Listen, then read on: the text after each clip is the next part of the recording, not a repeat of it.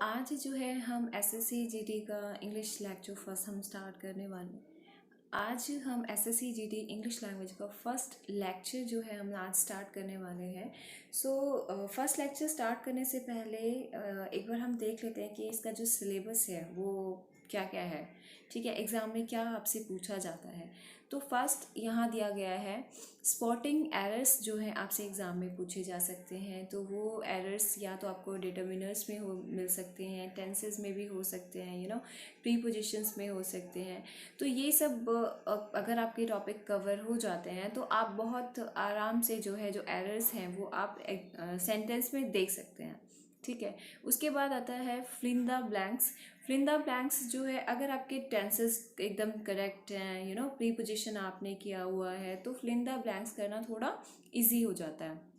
उसके बाद आपको क्या दिया जा सकता है, आपको मिस स्पेल्ड वर्ड दे सकते हैं, गलत स्पेलिंग जो है आपको दी जा सकती है। ठीक है, उसमें 4 ऑप्शंस हो गए, then you have to check कि उसमें कौन सा जो है वर्ड है जिसकी स्पेलिंग करेक्ट दी गई है। देन आता है आपका वोकैब पार्ट। सबसे ज़्यादा इम्पॉर्टेंट क्या होता है इंग्लिश लैंग्वेज में, अगर आप किसी भी कॉम्पिटिटिव एग्ज़ाम्स की तैयारी कर रहे हैं तो उसमें ये है कि आपको एक तो ग्रामर की नॉलेज आपको होनी चाहिए, बेसिक ग्रामर की नॉलेज होनी चाहिए। एंड दूसरा है कि आपकी वोकैब अच्छी होनी चाहिए। अगर वोकैब आपकी अच्छी है तो जो मिस स्पेल्ड वर्ड्स हैं, सिनोनियम्स हैं, एंटोनियम्स हैं, या वन वर्ड सब्स्टिट्यूशन है, या इडियम्स एंड फ्रेजेस हैं, तो ये ऑलमोस्ट हमारा सारा पार्ट जो है वोकैब का चला जाता है। अगर वोकैब की नॉलेज है तो इनका रिप्लाई करना थोड़ा आसान हो जाता है। तो ये सारा पार्ट जो है आपका वोकैब पार्ट है। ठीक है, उसके बाद आता है सेंटेंस रीअरेंजमेंट। सेंटेंस रीअरेंजमेंट का क्या होता है कि आपको जो है 4 जो है सेंटेंसेस दे दिए जाते हैं। ठीक है, उसमें आपको जो सेंटेंसेस होंगे वो ऊपर नीचे होंगे। ठीक है, आपको जो है उनको सीक्वेंस वाइज लगाना, लाइक कौन सा सेंटेंस पहले आएगा देन कौन सा आएगा देन, तो इस तरीके से जो है उनको आपको रीअरेंज करना पड़ेगा। ठीक है, देन आता है रीडिंग कॉम्प्रिहेंशन। तो येस, आई टोल्ड यू कि इंग्लिश, अगर आप इंग्लिश की तैयारी कर रहे हैं कॉम्पिटिटिव एग्ज़ाम की, और स्पेशली अगर आप एसएससी जीडी की बात करें तो इसमें बेसिक इंग्लिश नॉलेज होना बहुत ज़रूरी है। तो उसके लिए हमारा फर्स्ट था कि ग्रामर है, देन आपकी वोकैब हो गई है। उसके बाद आता है कॉम्प्रिहेंशन। अगर आपका कॉम्प्रिहेंशन, अगर आपका अगर आपका रीडिंग जो पार्ट है वो बहुत अच्छा है, या आप एक पैराग्राफ है आप उसको रीड करके रिप्लाई कर पा रहे हैं, दैट मीन्स आपकी जो अंडरस्टैंडिंग है वो अच्छी है। क्योंकि एग्जामिनर कॉम्प्रिहेंशन जो है वो इसीलिए देता है कि आप जो आपको पैराग्राफ जो दिया गया है आप वो समझ पा रहे हैं, उसका रिप्लाई आप कर पा रहे हैं। तो यही मेन जो है रीज़न होता है। तो इसके लिए आप क्या कर सकते हैं कि 6, 7, 8, 9, 10 के बच्चे, आप स्कूल के बच्चे जो हैं आपके घर के आसपास रहते होंगे, इवन घर में भी होंगे, उनकी आप इंग्लिश की बुक लीजिए, उसको रीड करें। उसके जो क्वेश्चंस हैं, अगर उसके क्वेश्चंस का अगर आप आंसर कर पा रहे हैं चैप्टर को रीड करने के बाद, दैट मीन्स कि आपकी जो अंडरस्टैंडिंग है वो बहुत अच्छी है। दैट मीन्स कि आप उसको अगर रीड कर रहे हैं, आपको समझ में आ रहा है, आप क्वेश्चंस का आंसर कर पा रहे हैं, तो आपका कॉम्प्रिहेंशन पार्ट जो है वो बहुत अच्छा है। ठीक है, तो अब हम स्टार्ट करते हैं हमारा टॉपिक, जो कि हम बहुत ही बेसिक से स्टार्ट करने वाले हैं। स्कूल में पढ़ा था कि भाई noun is a name of person, thing, place. ठीक है, तो इसको आप इस तरीके से ना करें, आप इसे सिंपल याद ऐसे रखें कि भाई नाउन क्या है, noun is a naming word. अगर आपके आसपास में जितनी भी चीज़ें हैं उनका नेम है, ठीक है, तो वो नाउन है। नेम है तो नाउन है, मतलब नाम है तो नाउन है, बस ये है। तो या तो चीज़ें हम देख सकते हैं, जो दिख रही हैं वो भी नाउन है, लेकिन जिन्हें आप फील करते हैं ना वो भी नाउन है। तो बहुत सारे जब नाउन्स हो गए ना तो इनको डिवाइड किया गया, इनको बांट दिया गया। ठीक है, जिसे आप देख सकते हैं वो नाउन अलग हो गए, जिसे आप फील कर सकते हैं वो नाउन अलग हो गए। तो इस तरीके से जो है नाउन आपकी common noun, proper noun, countable noun, uncountable noun, abstract noun, तो इस तरीके से नाउन को जो है डिवाइड किया गया। ठीक है, नेक्स्ट है कि नाउन जो है वो क्या है, रिप्लाई होता है किसका। नाउन जो रिप्लाई होता है वो होता है हु का, हुम का, हु का, हुम का और व्हाट का। ठीक है। नाम किसका रिप्लाई होता है? नाउन हु, हुम और व्हाट का। अगर मैंने बोला एग्जाम्पल, अच्छा उससे पहले हम देख लेते हैं कि नाउन के जो है ना 4 केसेस होते हैं। पहला होता है सब्जेक्टिव केस, दूसरा है ऑब्जेक्टिव केस, तीसरा है आपको पॉजेसिव केस एंड चौथा है वोकेटिव केस। ठीक है, तो ये आपके 4 केसेस हैं। ठीक है, अब आप आ जाइए इस एग्जाम्पल में। मैंने बोला हु लव्स सीता, तो आपने बोला राम लव्स सीता, तो यहाँ राम क्या हो जाएगा? सब्जेक्ट। तो ये क्या हो जाएगा? नाउन। ठीक है, क्योंकि रिप्लाई किसका है? हु का। तो who loves Sita, Ram loves Sita. तो यहाँ जो राम है वो क्या हो गया? सब्जेक्ट। तो सब्जेक्ट हो गया, तो ये कौन सा केस हो जाएगा? आपका सब्जेक्टिव केस। ठीक है, देन नेक्स्ट है सीता लव्स राम। ठीक है, या सीता लव्स हूँ, तो आपने बोला राम, तो ये यहाँ राम क्या हो जाएगा? ऑब्जेक्ट। तो ऑब्जेक्ट है, तो ये कौन सा केस हो गया? आपका ऑब्जेक्टिव केस। ठीक है, नेक्स्ट है पोजेसिव केस। पोजेसिव केस क्या होता है एक्चुअली? इसमें आपको इसमें दिखाई देता है पोजेशन। ठीक है, पोजेशन या ऑनरशिप दिखाने के लिए या तो आपको वहाँ पे एपिस्ट्रॉफी एस दिखाई देगा या आपको दिखाई देगा ऑफ। ठीक है, फॉर एग्जाम्पल यहाँ लिखा है शी इज मोहन्स वाइफ। ठीक है, वो किसकी वाइफ है? मोहन्स वाइफ। तो यहाँ पे आपको क्या दिखाई दिया? एपिस्ट्रॉफी एस एंड देन आपको दिखाई दिया वाइफ। ठीक है, तो ये क्या हो जाएगा? Possessive case. उसके बाद आता है कि वोकेटिव केस। वोकेटिव केस में क्या होता है? जब आप डायरेक्टली नाउन को जो है आवाज देते हैं, जैसे राहुल गो देयर। ठीक है, you said Rahul go there, तो यहाँ आपने किसको आवाज दी? आपने डायरेक्टली जो आपका नाउन है, आपने नाउन को ही आवाज दी। तो वो कौन सा केस होता है? आपका वोकेटिव केस होता है। एंड यहाँ पे एक और एग्जांपल है, जैसे हेल्प मी मोहन। ठीक है, या मोहन हेल्प मी, इस तरीके से जो है ये आपका वोकेटिव केस है। अब हम बात करते हैं पोजेसिव केस है क्या। The possessive case shows possession ownership. जो हमने किया है ये ऑनरशिप और क्या दिखाता है? पोजेशन दिखाता है किसी का किसी चीज पर या किसी पर्सन पर। ठीक है, तो उसके लिए क्या होता है? हम यूज करते हैं apostrophe s and then use करते हैं हम ऑफ।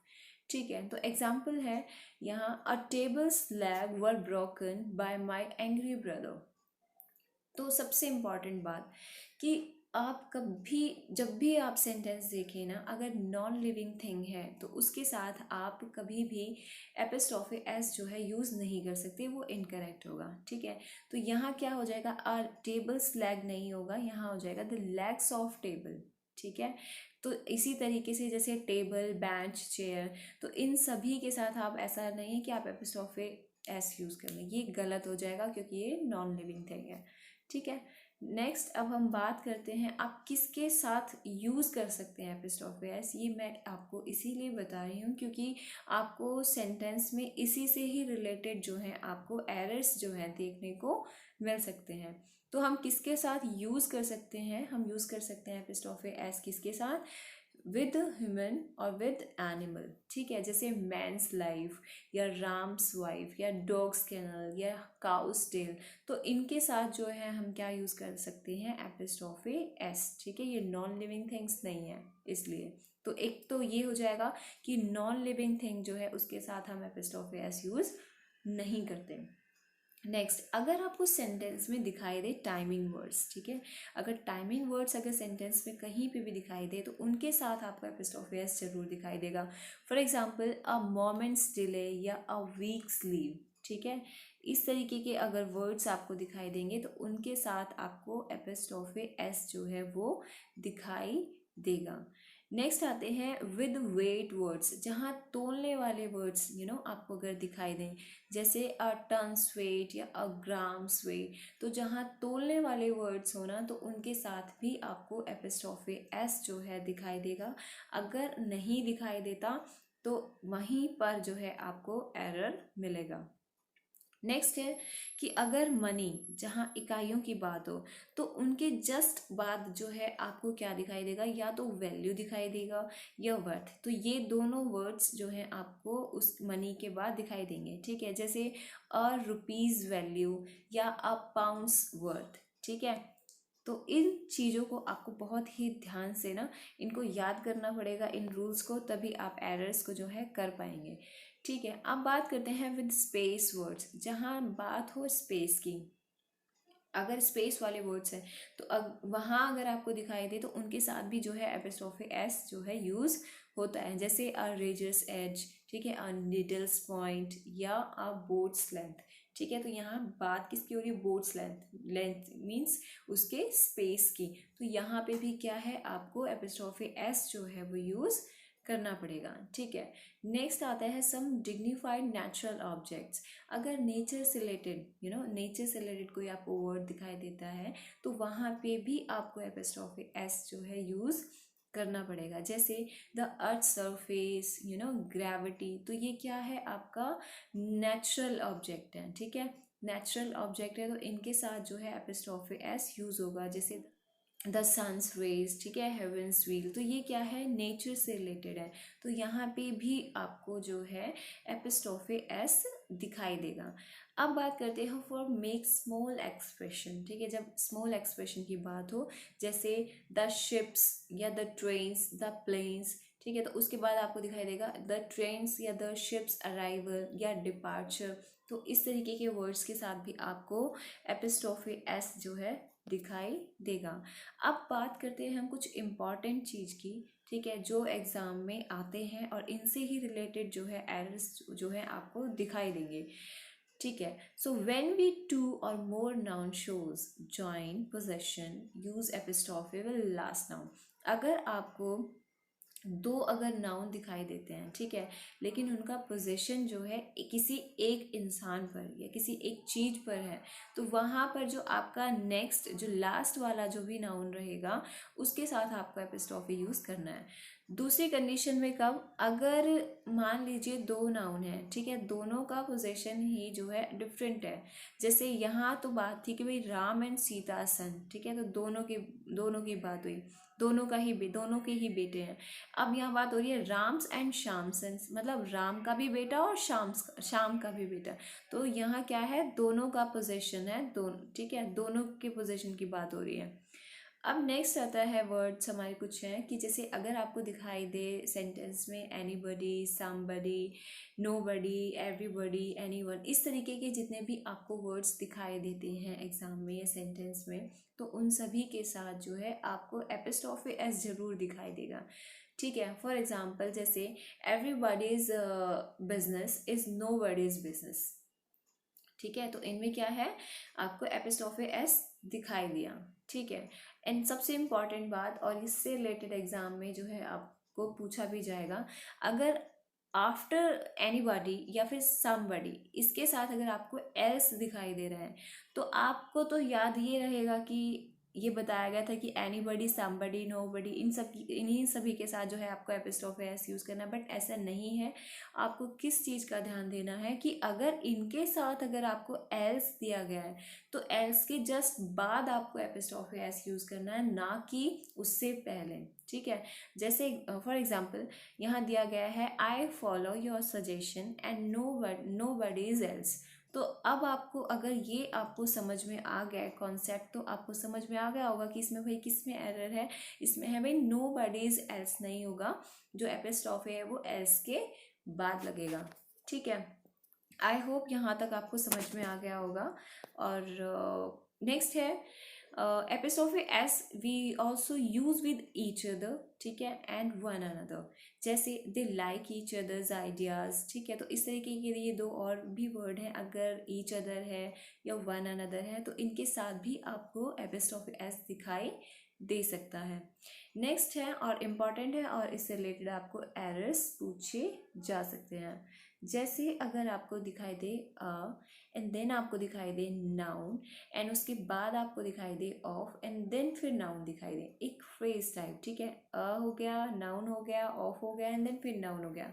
तो इस चीज़ का बहुत बहुत ध्यान रखना कि वहाँ पे क्या होगा कि we use apostrophe s with whom, with last जो आपका नाउन है उसके साथ, जैसे a friend of my brothers, ठीक है, या अ हाउस ऑफ राम्स। तो यहाँ आपने देखा अ हो गया, ठीक है, देन आपको दिखाई दिया ए लगाने के बाद यहाँ पे है फ्रेंड, ये नाउन हो गया। फिर आपको ऑफ दिखाई दिया तो ऑफ भी है। एंड देन उसके बाद जो आपका लास्ट जो नाउन है उसके बाद आपको एपिस्ट्रॉफी एस भी दिखाई दिया। तो इस चीज़ का ध्यान रखना, इससे रिलेटेड आपको एरर्स एग्जाम में मिल सकते हैं। जैसे अ पिक्चर ऑफ राम, तो यहाँ अ पिक्चर ऑफ राम की अगर बात हो रही है तो इसकी स्पेसिफिक किसी एक पिक्चर की बात हो रही है, ठीक है। अगर यहाँ बोला गया a picture of Ram's, that means कि राम के पास राम की काफ़ी सारी पिक्चर्स हैं, तो उन पिक्चर्स में से किसी एक पिक्चर की बात, ठीक है। चलिए नेक्स्ट है अगर आपको सेंटेंस में दिखाई दिया हर डांसिंग या हर सिंगिंग या हिज सिंगिंग, अगर पोजेशन दिया है एंड देन आपको जिरंड दिया गया है, मतलब वर्ब के साथ आपको आईएनजी दिया है, तो वहाँ पे भी आपको एपिस्ट्रॉफी एस दिखाई देगा। For example, he did not approve of his son raising stupid questions and thereby vexing the teacher, no error. तो यहाँ पे आपको अगर ये रूल समझ में आ जाता है तो आप बहुत ही आराम से इसमें एरर जो है आप बता सकते हैं। तो आपने देखा कि भाई पहले इसमें दिया हुआ है क्या, यहाँ दिया गया है आपको पोजेशन, देन आपको यहाँ पे दिख रही है यहाँ पे एक वर्ब, ठीक है। उससे पहले जो भी आपको यहाँ पे नाउन दिया है उसके साथ आपको क्या यूज़ करना है, एपिस्ट्रॉफी एस यूज़ करना है। बस यही आपका एरर है और इसी चीज़ को आपको बहुत ध्यान रखना है। पोजेशन है, देन आपको वर्ब दी गई है, तो वहाँ पर जो है आपको क्या यूज़ करना है, एपिस्ट्रॉफी आपको एस यूज़ करना है, ठीक है। नाउ सबसे इम्पॉर्टेंट ये भी है, ये इससे रिलेटेड आपको एग्जाम में एरर्स जो हैं देखने को मिल सकते हैं। अगर अच्छा एक एग्जांपल है, the officer said that he appreciated his staffs coming on time and cooperating him. तो ये जो है हमने ये जो टॉपिक किया है, ठीक है। अगर आपको जिरेंट दिखाई दे देन पोजीशन दिखाई दे रहा है तो क्या हो सकता है, तो यहाँ पे भी आप देखें कि अगर हिज स्टाफ्स है तो यहाँ पे कहाँ पे आपको खुद आप ये इसको खुद कीजिएगा कि कहाँ एपिस्ट्रॉफी आएगा। एक और चीज़, जब भी आपका नाउन अगर प्लूरल दिया गया है, ठीक है, अगर आपको एस ऑलरेडी दिया गया है, ठीक है। एग्जाम्पल, अगर यहाँ पे लिखा है बॉयज़ है तो यहाँ एपिस्ट्रॉफी एस आप नहीं लगा सकते, वो इनकरेक्ट हो जाएगा। तो यहाँ सिर्फ आप क्या लगा सकते हैं, यहाँ सिर्फ हो जाएगा बॉयज़ एंड देन आपको सिर्फ ओनली एपिस्ट्रॉफी ही यूज़ करना है, एस यूज़ नहीं करना। तो इस एग्जाम्पल में आप इस चीज़ का ध्यान रखना एंड देन उसके बाद आप इसका आंसर करना कि इसमें क्या आएगा, ठीक है। नेक्स्ट, अगर आपको सेंटेंस में दिखाई देते हैं दिस दैट दीज दोज इस तरीके के वर्ड्स एंड देन आपको नाउन दिखाई देता है, फिर आपको ऑफ दिखाई देगा, ठीक है, एंड देन आपको फिर नाउन दिखाई देगा लास्ट में, तो उस लास्ट वाले नाउन में आपको एपिस्ट्रॉफी एस यूज़ नहीं करना है।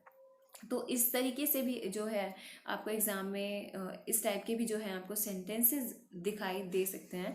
तो ये जितने भी रूल्स हैं ना, अगर आपने ये सारे बहुत अच्छे से याद कर लिए तो आप एरर नाउन से रिलेटेड अगर कोई भी एरर आता है तो वो बहुत ही आराम से कर पाएंगे, ठीक है। अब बात करते हैं इसके एग्जाम्पल की, दिस हाउस ऑफ राम, ठीक है। तो यहाँ करेक्ट क्या होगा, आपने देखा कि भाई दिस दैट दीज इस तरीके के वर्ड हैं तो ये दिया है दिस, उसके बाद आपको नाउन दे दिया हाउस, देन ऑफ भी यहाँ पे दे दिया, उसके बाद जो लास्ट नाउन है वो हमारा एपिस्ट्रॉफी एस यूज़ नहीं होगा, वहाँ पे ओनली राम होगा। ये अगर आप यूज़ करेंगे तो वो इनकरेक्ट हो जाएगा, ठीक है। ऐसे ही this hostel of Patna college, ना कि कॉलेजेस, ठीक है। Now don't use apostrophe s if a noun ends with s. So as I already told you, अगर आपको प्लूरल नाउन दिखाई दे रहा है तो आप उसके बाद एपिस्ट्रॉफी एस जो है यूज़ नहीं कर सकते, वो आपका सेंटेंस या एरर जो है वो वहाँ गलत हो जाएगा, ठीक है। सो आई होप आपको यहाँ तक सब समझ में आ गया होगा एंड हम हमारे नेक्स्ट लेक्चर में करते हैं नाउन के और भी काफ़ी रूल्स, जिसे करने के बाद आप जितने भी नाउन से रिलेटेड एरर आते हैं, ठीक है। सो नेक्स्ट लेक्चर में हम नाउन से रिलेटेड जितने भी एरर्स हैं वो हम और करेंगे, ठीक। आज के लिए बस यहीं तक, मिलते हैं नेक्स्ट लेक्चर में नाउन के साथ। तब तक आप जितना भी आपने ये किया है आज, इसको बहुत अच्छे से इन रूल्स को आप कर लेना। उसके बाद आप प्रैक्टिस करना, इन्हीं से रिलेटेड एरर दिखाई देते हैं तो वो आप कोशिश करना सॉल्व करने की। ठीक है, तब तक के लिए गुड बाय, थैंक यू।